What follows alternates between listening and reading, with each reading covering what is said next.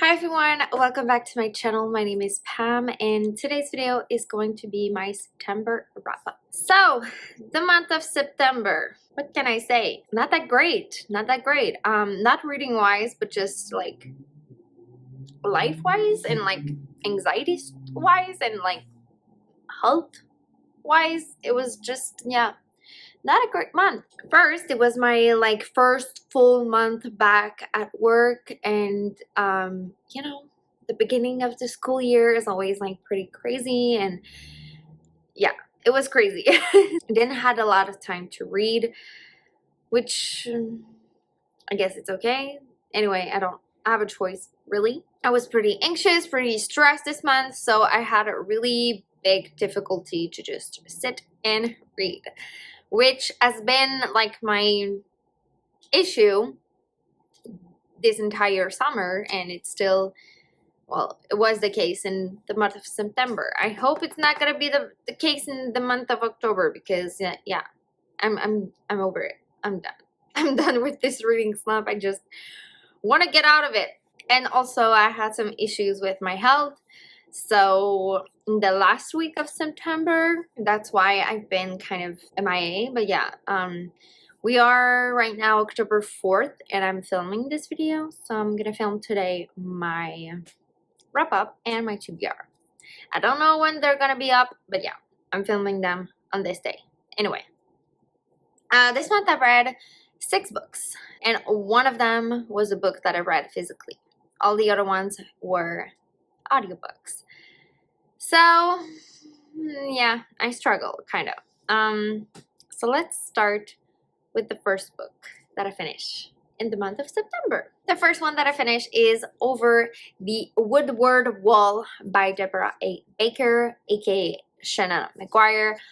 This is not set in the Middle Game world, but actually Deborah A. Baker is a character in Middle Game, and she does talk about this book in particular, so this is the book.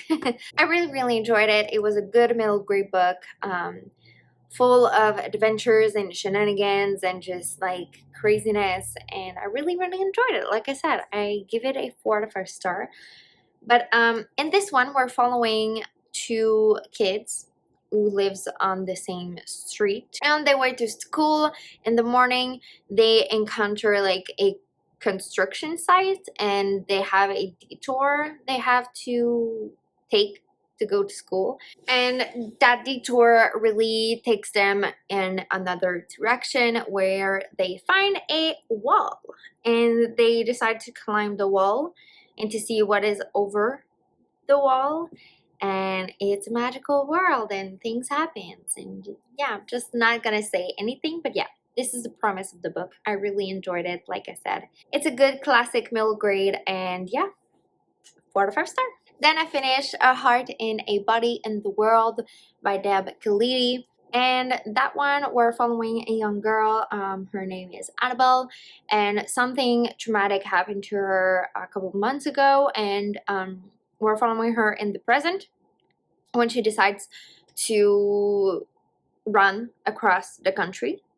She's a runner, and she decides to run, and her grandpa is following her with like a camping car. She encounters many characters, many great people, and basically we don't know what happened like a couple months before, but we have some flashbacks going back and forth with the present. Yeah, I was really surprised by what happened. I did not expected it. It was not predictable. I give this one a 4 out of 5 star. I really enjoyed it. I want to read more by Deb Khalidi. But yeah, I think I had higher expectation. I heard like so many good things about this one, so I really thought it would make me cry, and I really thought I would loved it, like absolutely loved it, but it was not the case. I enjoyed it. It was good, but it was not like amazing, you know? So I was kind of disappointed for that. So maybe that's why it's a 4 and not a 5, but yeah, I still enjoyed it either way. Then I decided to reread Percy Jackson and the Olympians, The Sea of Monsters by Rick Riordan. of course. This is the second book in the Percy Jackson series, and the Percy Jackson series is inspired by Greek mythology.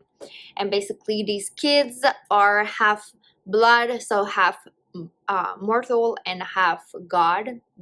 So they're demigods, basically. This one we're following Percy with Annabeth and other characters. We're introduced to new characters too. It's like my third time reading it, so yeah. This is a 5 out of 5 star, of course. This is amazing. It's really short also. It's not even 300 pages, so yeah. It's pretty short. So it's pretty short. I really enjoy the audiobooks. I listened to the first one through audiobook last year or the year before. I really enjoyed it, and I decided to listen to the audiobook again this time, and I really enjoyed it. I really love the narrator. The narrator is really great. So if you are struggling with reading the Percy Jackson series, which I don't understand because this is so fast-paced, but if you do, go listen to the audiobooks. They're really great. So yeah, I can't wait to read the third one through audiobook. Then I read A Study in Scarlet and The Sign of Four by Sir Arthur Conan Doyle, and I listened to the audiobooks narrated by Stephen Fry, and I really enjoyed it. I gave it a 4 out of 5 star. I prefer The Sign of Four than A Study in Scarlet. I think A Study in Scarlet, I really love like the first part of it. The second part, where it's set in this United States in like the Western era, I really didn't like it. So yeah, so that part was pretty long for me and pretty like dragging. But The Sign of Four I really enjoyed. I did see a theater adaptation of The Sign of Four last year with my students, and I really enjoyed it. I also really love Stephen Fry as a narrator, so this was even more enjoyable because of that. But yeah, I really preferred, I think, The Adventures of Sherlock Holmes more than this one. But I read it. It's done. So now I can move on with the other ones. I'm pretty happy about that. Next, I listened to Dark Places by Gillian Flynn. And, you know, Gone Girl is my favorite thriller of all time. And Sharp Objects is really close behind. I really loved it. Dark Places is not my favorite one that I've read out of the 3 that I've read. But it's still pretty good. And I still give it a 4 out of 5 star. And I still read it, listened to it in like 2 days. It's really fast-paced. The story is really compelling and stuff, but I was kind of, I don't know, I was not as invested in the story as I was with Gone Girl and Sharp Objects, so maybe that's why. I really love the narration though. I think it's a narrator that I've already listened to audiobooks that she's done. We're following a woman, I can't remember her name, but her family was brutally murdered when she was younger by her brother, and she convicted her brother, so he's in prison. And there's a group of people who approach her and basically were sure that her brother is innocent, and they're trying to get him out of prison and to prove his innocence. And yeah, we're following her throughout that journey, and there's some flashbacks of the night and the day of when it happened, and also in the present. There's 3 perspectives. So we have the woman, Libby, her name, I think her name is Libby, yeah, Libby. We're following Ben, the brother who supposedly killed everyone, and we're also following the mother of the 2 kids. I can't remember her name. Yeah, we're following those 3 characters, and there was a narrator, a different narrator for each of the characters, which I really enjoyed.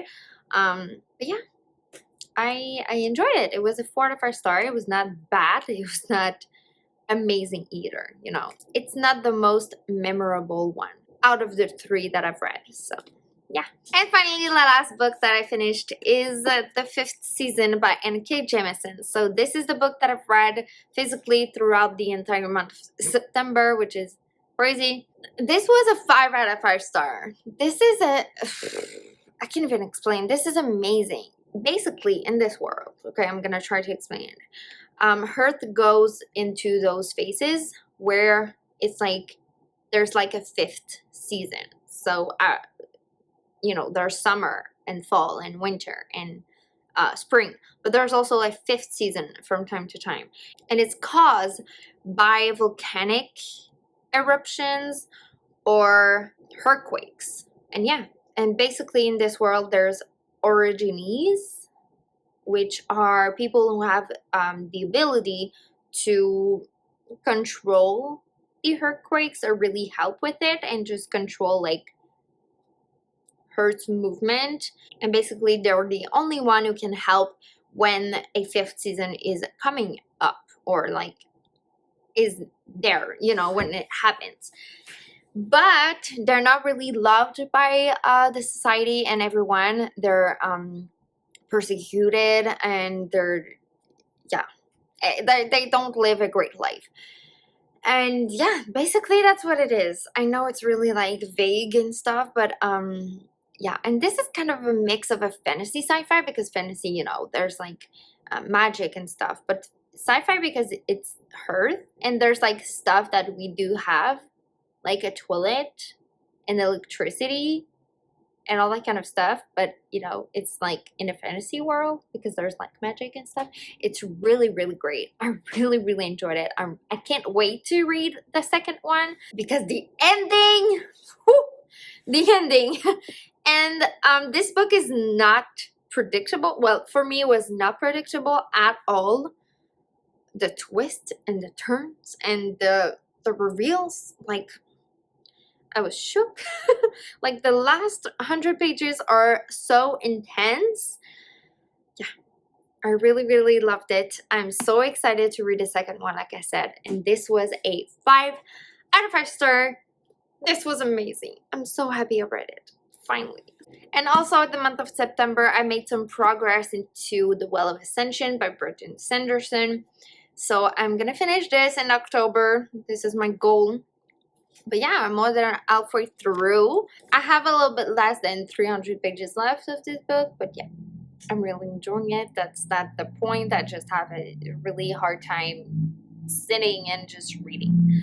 Yeah, I will finish this in October, but I'm still enjoying it, you know? And also I started Witches Steeped in Gold by Shannon Smart, and I'm almost done with it.